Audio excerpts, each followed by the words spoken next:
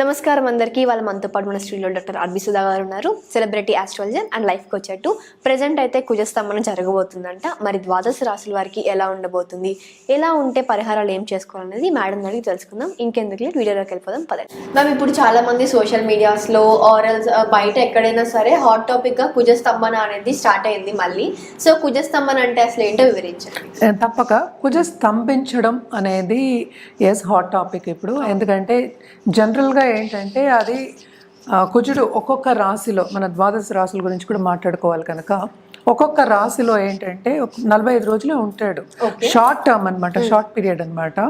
So ఈయన ఏంటంటే ఏమవుతుందంటే ఆయనకి ఇప్పుడు ప్రస్తుతం August 26 నుంచి ఆయనేమో మిథునంలోనే ఉన్నారు.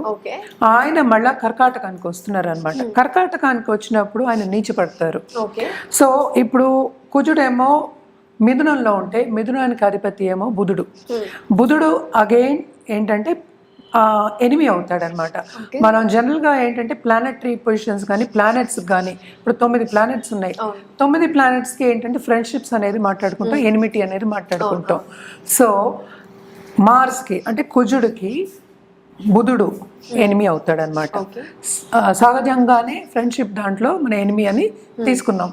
సో ఒక ఎనిమి ఇంట్లో ఉండి అలాగే కర్కాటకానికి వచ్చినప్పుడు నీచపడతాడు. సో కర్కాటకానికి వచ్చినప్పుడు నీచపడినప్పుడు స్తంభన అనేది జరుగుతుంది. అంటే ఏంటంటే, సో సింపుల్ ఎగ్జాంపుల్ చెప్పాలంటే మనకి ఒంట్లో బాగాలేదు, నలతగా ఉందనుకో, పని చేయలేము కదా. సో పడుకోవాలి, లేకపోతే రెస్ట్ తీసుకోవాలి అనుకుందాం కాసేపు. సో అక్కడే ఆగిపోతాం కదా, మిగతా పనులన్నీ ఆగిపోతాయి. సో అది స్తంభించడం అంటే అదనమాట.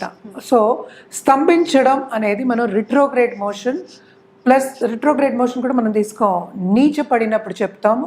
అలాగే మనం ఏంటంటే ఇప్పుడు రాహుకేతులతో కలిసి ఉన్నప్పుడు కానీ, లేకపోతే కొంచెం retrograde motion in enemies house అనుకుందాం, అలాంటప్పుడు ఏంటంటే పనులు అనేవి జరగవు అంత ఈజీగా. మనకి తెలిసిన ఇంకో విషయం ఏంటంటే కుజుడు అనేవాడు మనకి ఇచ్చేది ఎప్పుడు అగ్రెసివ్నెస్ ఇస్తాడనమాట, కరేజ్ ఇస్తాడు. ఇవన్నీ ఎందుకు కావాలి మనకి, ఒక లైఫ్లో కావాలి కదా ఇవన్నీ. ఎందుకు కావాలి? ఒక పనిని మనం పూర్తి చేయాలి అన్నప్పుడు, ఏ పనైనా సరే, అది చిన్న పని అవ్వచ్చు, పెద్ద పని అవ్వచ్చు, వాళ్ళ దీన్ని బట్టి ఉంటుంది. అది పూర్తి చేయాలన్నప్పుడు మనకి ఆ ధైర్యం అనేది కావాలి, నమ్మకం అనేది కావాలి. ఇవన్నీ ఏంటంటే ముందుకు సాగడానికి ఒక సూచనలే కదా. సో ఇవన్నీ ఏంటంటే కొంచెం తగ్గుతాయి అన్నమాట. సో అందుకోసం మనం ఏంటంటే కుజస్తంభన గురించి ఎక్కువ మాట్లాడుకోవడం అనేది జరిగింది. అసలు ఇప్పుడు ఏం జరుగుతోంది 2024, 2025లో చూద్దాం, అంటే ఈ ఇయర్స్లో. సో ప్రస్తుతం August 26 నుంచి మనకి మిథునంలోనే ఉన్నారు. ఆయన మళ్ళీ ఏంటంటే కర్కాటకానికి 20th October వస్తున్నారు. 20th October నుంచి 21st Jan వరకు మనకి కర్కాటకంలో ఉన్నారంటే నీచ స్థితిలో ఉన్నారు. సో నీచ స్థితిలో ఉన్నప్పుడు స్తంభించినట్లు లెక్క. ఓకే, తర్వాత ఏంటంటే 7th December నుంచి రిట్రోగ్రేడ్ అవుతున్నారు. రిట్రోగ్రేడ్ మోషన్ అంటే అసలు ఏంటి అంటే వెనక్కి తిరిగి చూస్తున్నట్టు, స్ట్రైట్ గా వెళ్లకుండా ఆగిపోయి వెనక్కి తిరిగి ఫ్లిప్ సైడ్ అంటూ ఉంటాం మనం, అలా చూస్తున్నట్టు అనమాట. అది ఎప్పటి వరకు ఉంది మనకి? ఫిబ్రవరి వరకు ఉందన్నమాట. సో ఇది కూడా ఏంటి, దీంట్లో మళ్ళా పైకి వెళ్ళడం అనేది జరుగుతుంది. ఇప్పుడు ఎలా వస్తుంది, ఒక కర్వ్ కింద ఇప్పుడు ముందుకు సాగడం అవుతుంది, మళ్ళీ వెనక్కి తిరగాలంటే ఒక కర్వ్ వస్తుంది, మళ్ళా సర్కిల్ మళ్ళీ పైకి వెళ్ళాలి. సో మొత్తం కలిపితే ఏంటంటే 7th June వరకు ఇట్లా జరుగుతోంది అనమాట. అంటే 21st Jan నుంచి February 24th అనుకుందాం కాసేపు. అప్పటికి మనకి జెమిని అంటే మిథునంలో ఉంటున్నారనమాట. అదైన తర్వాత మళ్ళా కిందకి దిగడం అనేది జరుగుతుంది. మళ్ళా కర్కాటకంలో నీచపడి మళ్ళా 7th June వరకు అక్కడే ఉండి మళ్ళా సింహానికి వెళ్తున్నారు. ఇంత కథ ఉందన్నమాట వెనకాల కుజుడికి. అంటే ఇప్పుడు జరిగే పరిస్థితి అనమాట. ట్రాన్సిట్స్ అంటాం మనం, గోచారం అంటాం. సో గోచార రీత్యా మనం చూస్తే ద్వాదశ రాసుల వారికి తప్పక మిశ్రమ ఫలితాలు కొన్ని ఉండొచ్చు.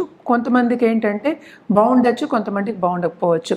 బట్ జనరల్గా ఏంటంటే మనం చెప్పేది ఎనిమి ఇంట్లో ఉన్నా, అలాగే నీచ పరిస్థితిలో ఉన్నా కనుక తప్పక కొన్ని ప్రాబ్లమ్స్ అనేవి వస్తాయి. అలాగే కుజుడు మనం ఇంకోటి మోస్ట్ ఇంపార్టెంట్ చెప్పుకోవాల్సింది ఏంటంటే మంగళకారకుడు అంటాం. మంగళం అంటే ఎప్పుడు చెప్తాం మనం? పెళ్ళికి చెప్తాం, దాంపత్య జీవితం చెప్పుకుంటాం అన్నమాట. అలాగే ఇప్పుడు ఈ కాలంలో మనం చెప్పుకోవాలంటే ఇంటర్పర్సనల్ రిలేషన్షిప్స్. అది లేకుండా మనం పనే చేయలేము కదా అసలు. ఇంట్లో సరిగా లేకపోతే బయటకు వెళ్ళి ఎలా పని చేస్తాం? ఎవరో ఒకళ్ళు హస్బెండ్ వైఫ్ బుర్ర తింటూ ఉంటే ఎలా వెళ్ళి చేస్తాం? చేయలేము కదా. సో ఈజీగా ప్రేక్షకులకు అర్థం అవ్వాలని అలా చెప్పాను. బట్ ఎవరైనా సరే రోజు గొడవ పెట్టుకుని ఆర్గ్యుమెంట్స్ డిసగ్రిమెంట్స్ ఉన్నప్పుడు మనం వెళ్ళి చేయలేమన్నమాట. పని చేయడంలో మనకి ప్రాబ్లమ్స్ వస్తుంది. అలాగే లాంగ్ టర్మ్లో మనకి యాంగ్జైటీ అనేది వస్తుంది, మెంటల్ ప్రెషర్ అనేది ఉంటుంది, పనిలో సక్రమంగా చేయలేము. సో అది కూడా ఒక అడ్డంగం కిందే మనం తీసుకోవాలి. అలా ఒకటి కాకుండా ఈయన మంగళకారకుడు, నేను ఇందాక చెప్పినట్టు పెళ్ళికి కూడా మనం మోస్ట్ ఇంపార్టెంట్ మార్స్ బాగుండాలి, కుజుడు బాగుండాలి అని చెప్తాం. అలాగే హెల్త్ కూడా అంతే, బ్లడ్ రిలేటెడ్ ప్రాబ్లమ్స్కి మనం ఎక్కువ కుజుడిని చెప్పుకుంటూ ఉంటాం అన్నమాట. అవన్నీ రాకూడదు, హెల్త్ ప్రాబ్లమ్స్ రాకూడదు. అలాగే కెరియర్లో స్తంభన రాకూడదు. స్తంభన అంటే ఆగిపోవడం. ఆగిపోవడం అంటే మనం ఎంత ప్రయత్నించా అసలు అవ్వట్ల. సో అలాంటివన్నీ రాకూడదు అన్నప్పుడు ఏంటంటే మనం కొన్ని పరిహారాలు చేసుకోవడం అనేది వెరీ ఇంపార్టెంట్. ఇది బేసిక్గా ఏంటంటే కుజుడి ఒక ట్రాన్సిట్ కానీ గోచరం కానీ ఈ సంవత్సరంలో జరిగేది. మళ్ళా చెప్తున్నాను. సో కర్కాటకానికి 20th అక్టోబర్కి వస్తున్నారనమాట. ఆయన 21st జాన్ వరకు అందులోనే ఉంటున్నారు. కర్కాటకంలోనే కుజుడు నీచపడతారనమాట. నీచంగా ఉన్నప్పుడు కొన్ని స్తంభిస్తాయి, మనం మాట్లాడుకున్నాం. అలాగే ఏంటంటే 7th డిసెంబర్ నుంచి 21st జాన్ వరకు కర్కాటకంలో రిట్రోగ్రేడ్లో ఉంటున్నారు. రిట్రోగ్రేడ్ అంటే ఏంటంటే వెనక్కి తిరిగి మళ్ళీ పైకి వెళ్తున్నారు. పైకి ఏంటంటే ఎక్కడికి, మనకి మిథునానికి వెళ్తున్నారు అనమాట. సో మిథునంలో మళ్ళీ 24th ఫిబ్రవరి వరకు ఆయన రిట్రోగ్రేడ్లో ఉంటున్నారు అనమాట. మళ్ళీ ఏమవుతోంది, ఏప్రిల్లో ఆయన మళ్ళీ కర్కాటకానికి దిగుతున్నారనమాట. ఏప్రిల్. ఇవన్నీ మనం 24 అండ్ 25. అది 7th జూన్ వరకు కర్కాటకంలో నీచ స్థితిలో ఉంటున్నారనమాట. సో ఇది కన్ఫ్యూజ్ కాకుండా బాగా వింటే కనుక, క్లియర్గా వింటే కనుక అర్థమవుతుంది. సో 3rd ఏప్రిల్ నుంచి 7th జూన్ వరకు మనకి కర్కాటకంలో నీచ స్థితిలో ఉంటున్నారు, డైరెక్ట్ మోషన్లో ఉంటున్నారు అనమాట. సో రిట్రోగ్రేడ్ లేదు అక్కడ, డైరెక్ట్ మోషన్. అది 7th జూన్కి ఏమో కిందకి దిగుతున్నారు, ఎక్కడ సింహానికి దిగుతున్నారు అనమాట. సో ఇంత ఏంటి ఆల్మోస్ట్ 8 months ఏంటంటే అన్ని ద్వాదశ రాశులకి ఎఫెక్ట్ అనేది ఉంటుంది. నేను ఇందాక చెప్పినట్టు ఇవన్నీ హెల్త్, అటు కుటుంబ విషయం, అలాగే పెళ్లి విషయం, love relationship and also status, ఈ అన్నిటికీ ఏంటంటే భంగం కలుగుతుంది, స్తంభిస్తుంది అని చెప్పడానికి ఇంత వివరణ మనం ఇవ్వాల్సి వచ్చిందనమాట. జనరల్గా ఏంటంటే మనం ఎప్పటికైనా కుజుడికి పరిహారం చేసుకోవాలి అన్నప్పుడు తప్పక సుబ్రహ్మణ్య స్వామికి చేసుకుంటాము. అలాగే ఏంటంటే దుర్గాదేవికి ఎక్కువ చేసుకోవడం అనేది ఆన్మాయిత్ అనమాట. సో జనరల్గా ఏంటంటే మనం ఓం కుజాయ నమః అని మనం మంత్రం కంటిన్యూస్గా చాంట్ చేసుకోవచ్చు అనమాట. యాక్చువల్గా ఇక్కడ స్తంభన జరిగేది కానీ మూమెంట్ అంటే రిట్రోగ్రేడ్ మోషన్ జరిగేది కానీ మొత్తం మనకి మిథునంలోనే జరుగుతోంది. మోస్ట్ ఇంపార్టెంట్ ఏంటంటే ఈయన కుజుడు ఈ రాశి వాళ్ళకి ఎలా బిహేవ్ చేస్తారో చూద్దాం. ఎందుకంటే ఆయన 11th lord, at the same time ఏంటంటే 6th లార్డ్ అయ్యాడనమాట. సో తప్పక వీళ్ళకి సీక్రెట్ ఎనిమీస్ అనేవాళ్ళు వెనకాతల ఫామ్ అవుతారనమాట. వీళ్ళు ఏ పని చేసినా ఎదిరించే వాళ్ళు కనిపిస్తారు. అంటే ఏంటి, నమ్మక ద్రోహం చేస్తారు అని చెప్తూ ఉంటాం కదా.